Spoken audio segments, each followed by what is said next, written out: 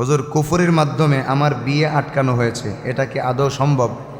আল্লাহ যখন হুকুম করবে তখনই সব হয়। একটা গুরুত্বপূর্ণ প্রশ্ন, আমাদের দৈনন্দিন জীবনে খুবই প্রয়োজন। আল্লাহর হুকুমেই সব কিছু হয়। আল্লাহর হুকুমে কি হয়? সব কিছু হয়। এই বিশ্বাস যেমন আমাদের করতে হবে, এর পাশাপাশি দুনিয়ার আসবাবকেও বিশ্বাস করতে হবে।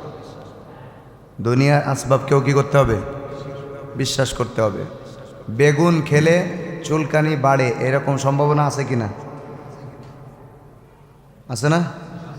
ইলিশ মাছ খেলে চুলকায়, গরুর গোশত খেলে চুলকায়। এর মধ্যে এই ভালো গুণও আছে, আবার এই খারাপ গুণও আল্লাহ দিয়ে রেখেছেন। অনেক মানুষ আছে প্রতিদিন গরুর গোশত খায়, অনেক মানুষ আছে প্রতিদিন বেগুন খায়, খুব পছন্দের জিনিস বেগুন, আছে না? তার চুলকানি হয় না। কেন? ওই বেগুনের মধ্যে আল্লাহর হুকুম রয়েছে যে এই লোক প্রতিদিন খাবে, এর কিচ্ছু হবে না। আবার আরেকজনের জন্য ওই বেগুনের মধ্যে হুকুম আছে, এক ওক্ত খেতে দেরি, চেহারা ফলতে দেরি হয় না। কি বলেন? রৌদ্রের মধ্যে একজন মানুষ সারাদিন কাজ করে, তার চেহারা কিচ্ছু হয় না, অজু করলে পুরো ফ্রেশ। আমি যদি রৌদ্রে 2 ঘন্টা থাকি, আমার মুখ ফুলে লাল হয়ে যাবে। কেন? একই রৌদ্র। এটা আল্লাহ এক একজনের জন্য এক এক হুকুম করে রেখেছেন। তো মানুষ তার বিবাহ যখন আল্লাহ ফায়সালা করবেন তখনই হবে। তার জন্ম, মৃত্যু, রিজিক সব কিছুর ফায়সালা কে করেন? এই বিশ্বাস যেমন রাখতে হবে, এর পাশাপাশি কুফরি কালাম, জাদু, বান এগুলোর মাধ্যমেও মানুষ মানুষকে ক্ষতি করে এবং মানুষ মানুষের বিভিন্ন কাজে ব্যাঘাত ঘটাতে পারে। কিভাবে পারে?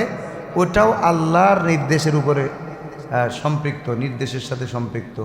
আল্লাহ যদি চান যে এই লোককে কুফরি কালাম করা হয়েছে, তারপরেও তার কিছুই হবে না, তাহলে কুফরি কালাম করার পরেও তার কিচ্ছু হবে না।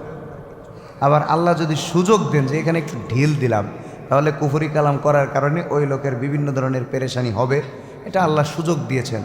এই সুযোগে আবার বিচার করবেন না তা না, আল্লাহ তার সময় মতো বিচার করবেন।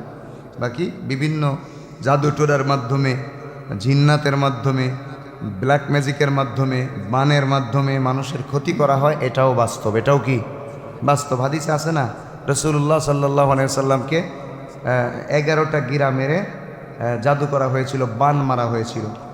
তো নবীজি সাল্লাল্লাহু আলাইহি ওয়াসাল্লামকে আল্লাহ চাইলে হেফাজত করতে পারতেন না? পারতেন কি না? কিন্তু নবীজি যে দুনিয়ার মানুষ, স্বাভাবিকভাবে সবার সাথে চলাফেরা করে, এটাকেও আল্লাহ ওইভাবে স্বাভাবিকভাবে হুকুম করেছেন, সুযোগ দিয়েছেন। এজন্য তাকে জাদুটোনা করার পরে নবীজির ক্ষতি হয়েছে। 2 মাস প্রায় বিছানা পড়েছিলেন। জিবরিল আলাইহিস সালাম এসে সূরা ফালাক এবং নাস নিয়ে এসে তারপরে সেই জাদু কেটে তারপরে নবীজি সুস্থ হলেন।